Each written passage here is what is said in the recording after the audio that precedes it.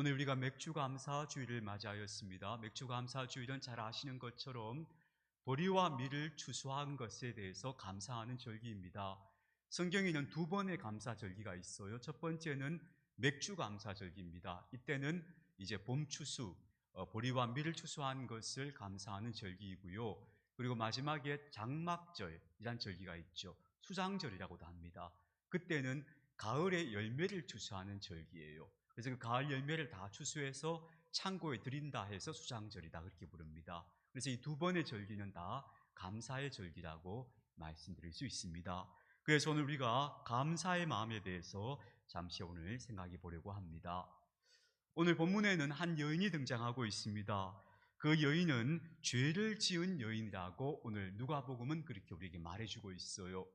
근데 이때의 죄가 어떤 죄일까 하면요, 이 당시의 여인들의 상황을 짐작해 보자면 이 죄는 아마도 성적인 죄였을 것이다 그렇게 짐작해 볼 수 있습니다. 왜냐하면요, 당시는 지금 예수님께서 거니시고 있는 갈릴리 지역의 경제 상황을 잠깐 우리가 살펴보면요, 갈릴리 지역은 유다 지역에 비해서 훨씬 비옥한 땅이었어요. 농사 지을 수 있는 곳이 많고 또 기름진 땅도 많았습니다. 근데 문제는 땅이 넓고 기름지다고 해서 그곳에 사는 사람들이 다 잘 사는 게 아니었어요. 당시 정치적 상황이 매우 복잡해서 유대 지역에 살고 있는 부유한 사람들, 귀족들이나 돈이 많은 사람들이 갈릴리 지방에 있는 땅을 대거 자기들의 소유로 삼고 있는 경우가 많았습니다. 요즘 말로 하자면 부재지주인 겁니다.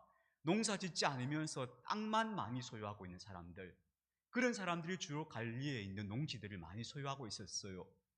그러니까 이 갈릴리 사람들은 그 땅을 소작하거나 아니면 그 땅에서 농사 짓는 이게 품꾼으로 쓰여지는 경우가 많았습니다.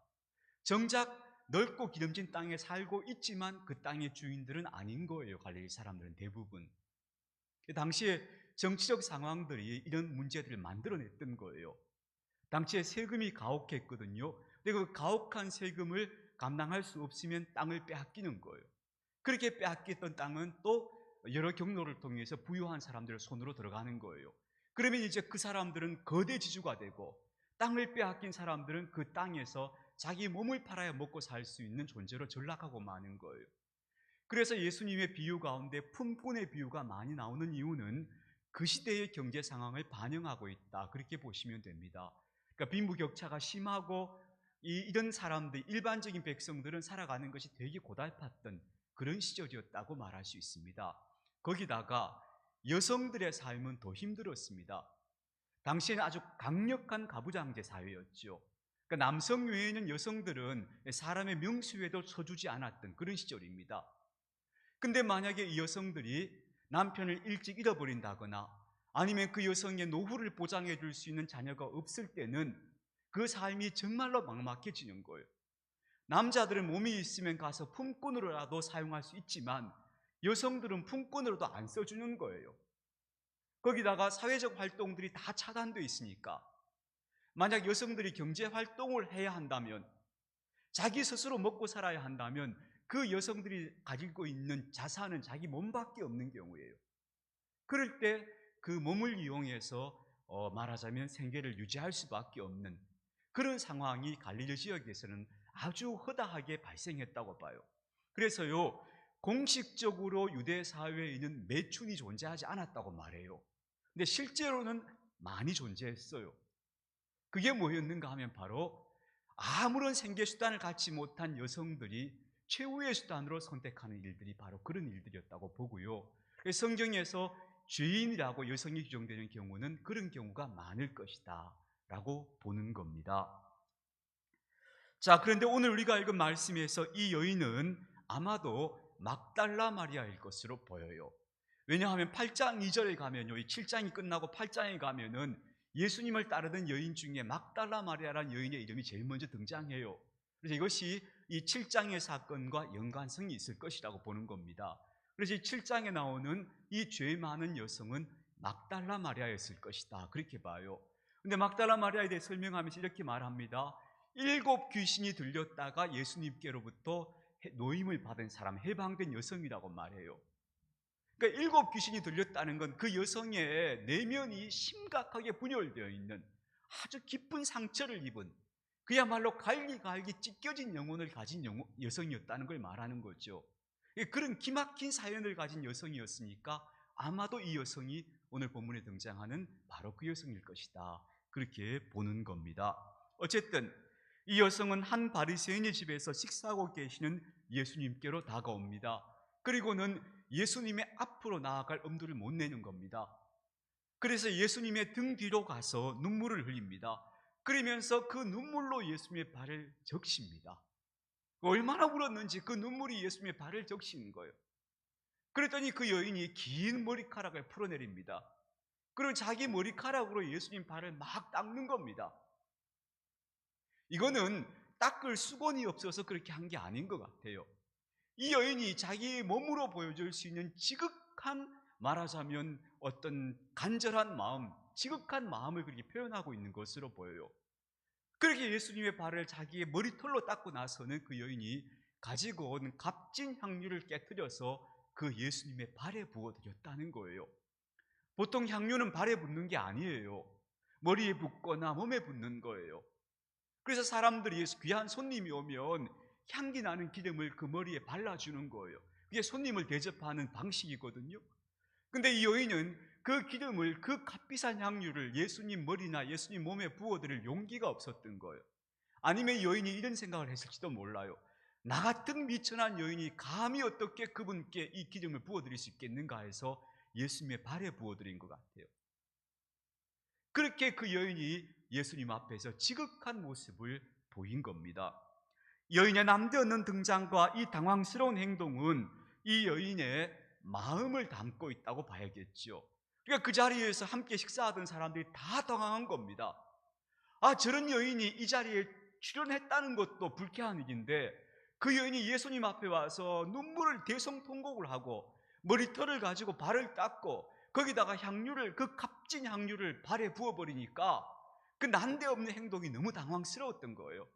그래서 사람들이 당황할 때 그때 예수님께서 오늘 이 여인에게 하신 말씀을 우리가 읽은 겁니다. 성경은 이 여인이 왜 이런 행동을 했는지에 대해 자세히 설명하지 않으니까 우리가 어느 정도는 짐작할 수밖에 없겠습니다만 이 여인이 예수님을 직접 대면한 것은 아마 처음으로 보여요. 그 전에 예수님을 직접 대면하지 않았던 것 같아요. 그리고 이 여인은 그러나 먼 발치에서 예수님을 보았거나 예수님 말씀을 많이 들었던 것 같아요. 비록 가까이 대면한 적은 처음이지만, 직접 예수님과 맞닥뜨린 적은 처음이지만, 그녀가 이렇게 눈물을 흘리면서 머리털로 예수님의 발을 닦아드리고 또 향유를 부어드린 것을 보았을 때 이 여인은 예수님에게서 말로 표현할 수 없는 선물을 받았다고 느낀 것 같아요. 너무 감사했던 거죠. 예수님을 보니까 너무 감격스러워서 그래서 그분 앞에 눈물을 쏟으면서 그 발을 닦아드리고 향유를 부어드렸다, 그렇게 우리가 짐작해 볼 수 있겠습니다. 이렇게 설명할 수 있을까요? 예수님 때문에 내가 다시 살았습니다, 내가 살게 되었습니다 하는 것을 이런 식으로 표현하고 있다라고 우리가 짐작할 수 있겠습니다. 이런 사람들은 보통 그늘 속에 사는 사람들이라고 말합니다. 공식적인 자리에 나타날 수도 없고 공식적인 통계에 잡히지도 않는 사람들입니다. 우리나라에서도요, 직업군을 놓고 통계를 낼 때 이런 여성들은 잡히지 않을 거예요. 그 사람들은 존재하고는 있지만 그 존재를 부정당하고 있는 사람, 그 사회의 그늘 밑에 존재하는 사람들이라고 말할 수 있습니다. 그리고 이 여인은 이런 여인들을 경멸에 맞지 않는 바리새인의 집에 나타난 겁니다.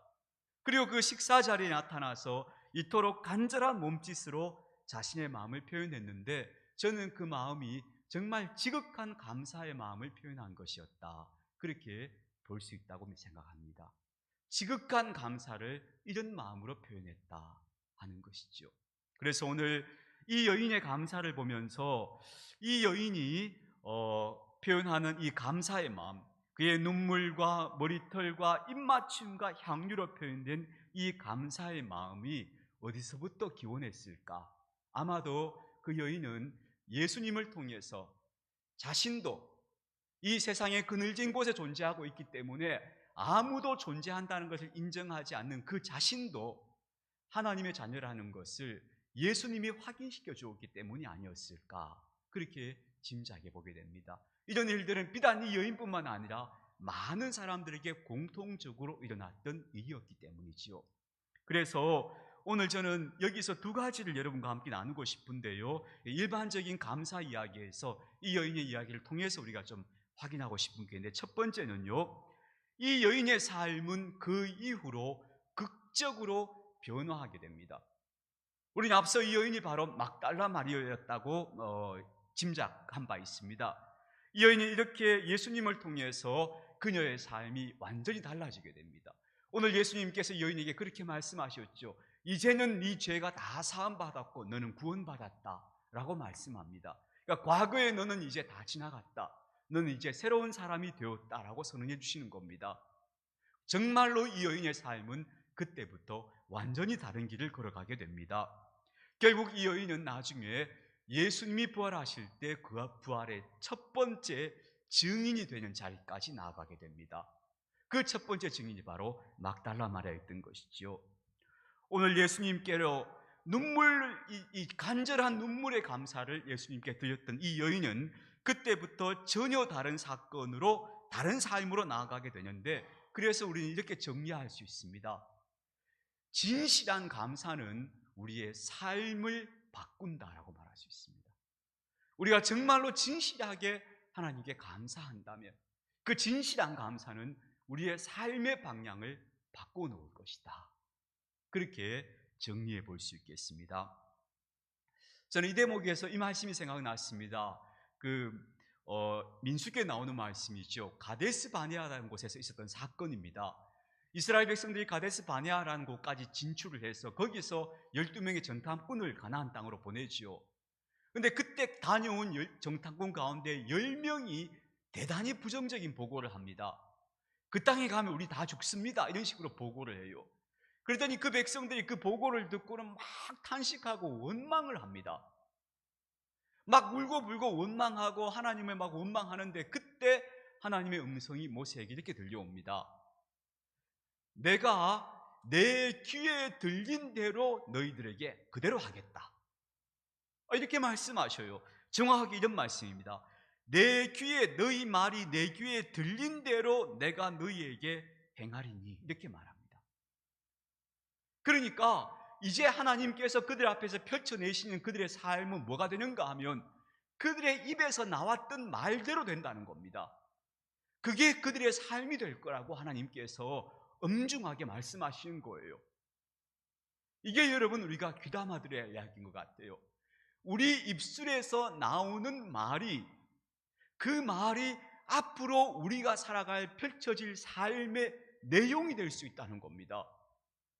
만약 우리가 지나온 우리 삶에 진실한 감사를 하나님께 올려드리는 사람이라면, 많은 아픔과 우여곡절을 지나왔지만 그럼에도 불구하고 여기까지 이끌어주신 하나님 감사합니다, 이게 진실하게 하나님 앞에 감사의 입술로 감사의 찬양을 올려드린다면 그 이후에 우리의 삶은 다른 삶을 살게 될 거라는 겁니다.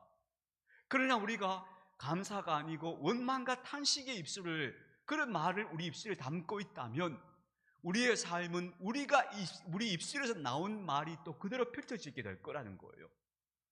그래서 감사는 다른 삶을 살게 만든다는 것을, 그래서 저는 이 가데스 바네아 사건을 통해서 우리가 분명히 알았으면 좋겠다 싶습니다. 비록 우리가 상반기 동안 살아왔던 삶이 고단하고 피곤하고 힘든 삶이었을 수도 있습니다. 그러나 곰곰이 생각해 보면서 그래도 하나님께서 여기까지 이끌어 주셨구나, 참 감사할 것이 많구나 하며 감사의 찬양을 하나님께 올려드린다면 이후로 우리 앞에 펼쳐지게 될 삶은 우리의 감사가 빚어내는 삶이 될 것이다, 그렇게 기대할 수 있을 겁니다. 이 사실을 기억하십시다. 그래서 감사는 우리의 삶을 바꾸는 것이다 하는 것 다시 한번 말씀드리고 싶습니다. 오늘 주보에 소개한 시 가운데 이런 대목이 나옵니다. 받았기에, 누렸기에, 배불렀기에 감사하지 않는다, 이렇게 말해요. 내가 받은 것이 없고 누린 것이 없고 배부르지 않아도 그래도 나는 감사하겠습니다. 감사합니다는 거예요. 이 말은 무슨 뜻일까요? 감사는 결과가 아니고 태도라는 겁니다. 내가 삶을 살아가는 태도가 감사해야 한다는 겁니다. 감사의 태도를 가지고 살아가면 삶이 달라진다. 내 삶이 더 아름답고 값진 삶이 된다 하는 것 우리가 오늘 가슴에다가 좀 새겨 넣었으면 좋겠습니다. 두 번째로요.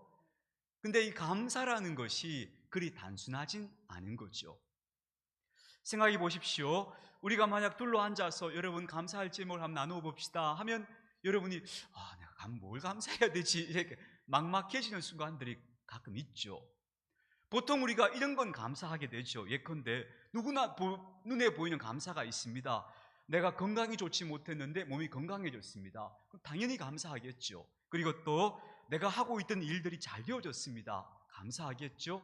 자녀들이 취업을 하거나 결혼을 하거나 혹은 또 건강한 말하자면 아기를 출산했습니다. 그러면 우리가 얼마나 감사하겠습니까? 하나님 감사합니다 하고 감사할 제목들이 분명히 충분하겠죠. 그럴 때. 그런데 지난 상반기를 돌아보니까 그렇게 감사할 만한 일이 없는 거예요. 걱정스러운 일은 앞으로 태산같이 있고 지나온 일을 돌아보니까 떠오르는 막연한 감사가 없어요. 그럴 때 감사는 도대체 어떻게 하는 것인가? 제가 한 예를 이렇게 한번 들어보고 싶습니다. 지난 6개월 상반기 동안 제가 상당히 분주하게 살았습니다. 제가 이 지난 상반기는 어느 때보다 제가 좀 바빴던 것 같은데요. 그 바쁜 일 중에 하나가 시간을 많이 잡아먹는 그 유튜브 영상 때문이었습니다. 이게 매일 시간을 적지 않은 시간을 이게 잡아먹는 거예요. 녹화하는 시간이 있어야 되죠. 녹화도 또 잘못해서 중간에 버벅해버리면 또 새로 해야 되고 어떨 때는 녹화를 한 3번씩 한 날도 있고요. 이걸 또 다 풀어가지고 자막을 달아가지고 영상을 편집해서 올리니까 이게 또 몇 시간을 잡아먹어요. 어떤 날은 막 밖에 나가서 무슨 일을 좀 사람을 만나거나 하고 돌아온 날은 이게 편집이 안 돼 있거나 이러면 막 밤 12시까지 편집하고 막 안 되면 막 새벽에 나가서 또 하고 이래서 시간도 못 지키고 늦게 올라가고 이런 날도 많았고요. 그러니까 이걸 하니까 이렇게 바쁜 거예요, 하루가. 내가 왜 이걸 하려고 했나 싶은 생각이 여러 번 들어졌어요. 그래서 주위 사람들이 저한테 이러는 거예요. 목사님, 그 유튜브 영상은요, 일주일에 1개를 올려도 많이 올리는 겁니다. 근데 그거를 일주일에 5개를 올린다는 게 그게 말이 됩니까? 이렇게 얘기하는 거예요. 그러면 저한테, 물론 그러다 보니까 이게 영상 수준이 좀 떨어지죠. 중간에 오타도 막 나고, 말이 버벅거리기도 하고 하는데, 어쨌든 막 다 일주일에 5개씩 막 올리니까 120개 올라갔습니다. 아래까지. 올렸어요. 이것 때문에 몹시 분주했어요. 그 앞으로 생각해 보니까 후반기를 내가 이 컨디션으로 이걸 해낼 수 있을까 싶은 거예요. 그래서 근데 이제 어쨌든 감사의 제목을 찾아야 되니까 지난주에 한 주간 동안 감사할 게 뭐가 있지 생각하고 있는데 지난 금요일 날 욥기 말씀을 녹화를 하다가 문득 뭐가 깨달아지는가 하면요. 이제 욥기가 보이네. 이런 생각이 딱 드는 거예요. 그 전에 그냥 성경을 저 혼자서 그냥 보통 성경 읽으면 묵독을 하잖아요. 소리 안 내고 그냥 쭉 눈으로 쭉 읽었다 하고 넘어가잖아요. 근데 이걸 영상을 찍으면서 소리를 내어서 몇 번을 읽고 그걸 또 설명을 해가면서 하니까 욥기가 한눈에 보이는 것 같은 거예요. 여러분 욥기가 상당히 복잡하게 느껴지지 않습니까? 계속 대화체고 이게 뭔 말이야 싶을 때가 많았는데 욥기가 한눈에 보이는 것 같아요. 그래서 이거 성경 통독을 내가 이거 올렸더니 내 눈이 밝아졌구나. 성경을 보는 내 눈이 더 밝아졌구나. 이게 감사한 거예요. 그래서 이 감사의 마음이 딱 생기니까 그래 후반기도 어쩌든지 한번 또 해보자 이런 생각이 들어지는 거예요. 제가 이걸 왜 말씀드리는가 하면 여러분 감사라는 것이 찾아야 나온다는 거예요. 찾아야 진짜 감사가 나오는 거예요. 찾지 않으면 어떤 것만 감사하는가 하면 피상적인 거, 툭툭 보이는 거, 드러난 것만 감사하게 돼요. 근데 그런 감사는 다 하는 거예요. 누구라도 안 하는 사람이 없어요. 그런 감사는 안 믿는 사람도 다 감사하다 그래요. 우리 그리스도인이 감사를 삶의 태도로 삼으려면 뭘 해야 되는가 하면 감사를 찾아야 되는 거예요. 내가 뭘 감사해야 되지? 아무 일도 없었는데 이 상반기를 뭘 감사해야 되지? 이렇게 여러분이 하루 이틀 생각하다 보면은 그래, 이게 진짜 감사구나. 나 진짜 감사해야 되겠어. 이런 생각을 하나님이 주시는 거예요. 그 진짜 더 깊은 감사를 하나님께 올려드릴 때, 그래, 내 삶이 참 감사할 것이 많구나 하며 스스로가 동의하게 되는 거죠. 우리 이런 경우 있잖아요. 그래, 감사해. 감사는 한데 말이야. 이런 때가 있잖아요. 근데 그 왜 그런가 하면 내가 말로는 감사한다 며 속으로는 감사에 동의가 안 되고 있는 거예요. 지금 내 영혼이. 근데 깊이 생각해 보면 내 영혼이 감사에 동의가 되는 감사가 생겨나는 거예요. 그때가 우리가 진짜 내 영혼이 하나님 앞에 감사하는 시간이다. 이렇게 생각하시면 좋겠습니다. 그래서 감사를 찾으십시오. 감사할 게 뭘까? 찾아보셔서 깊이 감추어 있는 감사를 끌어내십시오. 그때 여러분이 진심으로 동의하는 감사의 제사를 하나님께 드리는 겁니다. 제가 들었던 참 아름다운 감사 이런 것이 있었습니다. 제가 그 첫 목회지에서 어린아이들 주일학교를 운영하지 않았겠습니까? 그런데 그 주일학교 아이들 중에 이런 아이들이 있었습니다. 그때부터 그랬어요. 아이들이 부모님들이 이혼을 하거나 하면 그 아이들을 시골로 보내는 거예요. 부모님들이 맡아 기르는 이런 아이들이 시골에 상당히 많이 있었어요. 그런 아이들이 주일학교로 오는 거예요. 근데 그 중에 어떤 아이가 있는가 하면 두 자매인데, 요 두 자매가 애들이 참 여자아이들인데 예쁘고 참 고르는 예쁜 아이들이었어요. 얘들 초등학생이 둘 다. 근데 얘들은 부모님이 이혼하시고 흩어졌는데 얘들을 맡아줄 사람이 없어서 아버지의 고모님, 고모 할머니죠. 아버지의 고모가 그 지역에, 그 동네에 중학교 교장 선생님으로 와 계셨는데 아무도 맡아줄 사람이 없어 이 아이들이 보육원에 가야 되니까 그 고모 할머니가 듣고 얘들을 거둔 거예요. 근데 그 고모 할머니가 평생 독신으로 교육계 일만 하셨으니까 음식도 할 줄 모르고 애들 돌볼 줄 몰라요. 근데 어쨌든 교육자니까 이분이 아이들을 그냥 둘 수 없다 해서 거두어서 당신이 다 애들을 거두어서 이제 키우는 거예요. 그 아이 두 아이가, 여자아이가 우리 교회에 주일학교를 나왔어요. 근데 이 두 아이가 참 예쁜 아이들인데 이 아이들이 어느 날 우리가 이제 감사주일을 맞이해서 감사의 제목을 적어보자 하고 이제 애들한테 종이를 하나씩 주고 감사할 제목을 적어서 기도문을 쓰게 했어요. 근데 그 중에 막내, 그 둘째 아이가 그때가 얘 초등학교 한 3학년이나 4학년쯤 됐을 거예요. 얘가 뭐라고 적었는가 하면 하나님이 계셔서 감사합니다. 이렇게 적었어요. 제가 그때 깜짝 놀랐어요. 와, 이놈 대단하다. 뭐 다른 게 아니고 하나님이 계신다는 게 지가 감사하다는 거예요. 와, 이런 생각할 수도 있구나. 근데 제가 한 수 배웠죠, 걔한테. 맞아, 하나님 계신 게 참 감사한 일이구나. 우리가요, 생각해보면 이런 감사가 올라와요. 이런 진실한 감사가 올라올 수 있어요. 이런 진실한 감사를 우리가 하나님 앞에 올려드렸으면 좋겠습니다. 자, 정리해 볼게요. 감사는요, 삶을 바꾼다. 감사가 앞으로 내 삶을 바꿀 거다. 감사는 삶의 태도다. 기억합시다. 그리고 그 감사는 툭툭 튀어오르는 보이는 것만 감사할 게 아니고 보이지 않는 것을 잘 생각해 보자. 그래서 내 마음이 깊이 동의할 수 있는 진짜 감사를 하나님께 올려드리자 하는 거였습니다. 자, 이 본문과 똑같은 사건을 다루고 있는 요한복음에서는 이렇게 이야기합니다. 이 여인이 옥합을 딱 깨뜨렸어요. 깨뜨렸더니 향유 냄새가 가득했대요. 그랬을 거예요. 이 향유는요, 되게 비싼 거였어요. 300데나리온짜리였다고 다른 복음서에서 말하거든요. 이건 지금 우리 노동자 1년 품삯, 1년 연봉에 가까운 돈이에요. 어마어마하게 비싼 이 향유예요. 그러니까 그 냄새가 대단했을 거예요. 탁 깨뜨리는 순간 그 냄새가 온 집에 막 가득해버린 거예요. 전 이 장면이 너무너무 인상적이었어요. 우리가요, 하나님 앞에 감사의 마음으로 올려드리는 삶을 살면 그 감사의 향기가 세상으로 퍼져나갈 것 같아요. 그게 진짜 향유 냄새처럼 착 번져나가지 않을까 싶어요.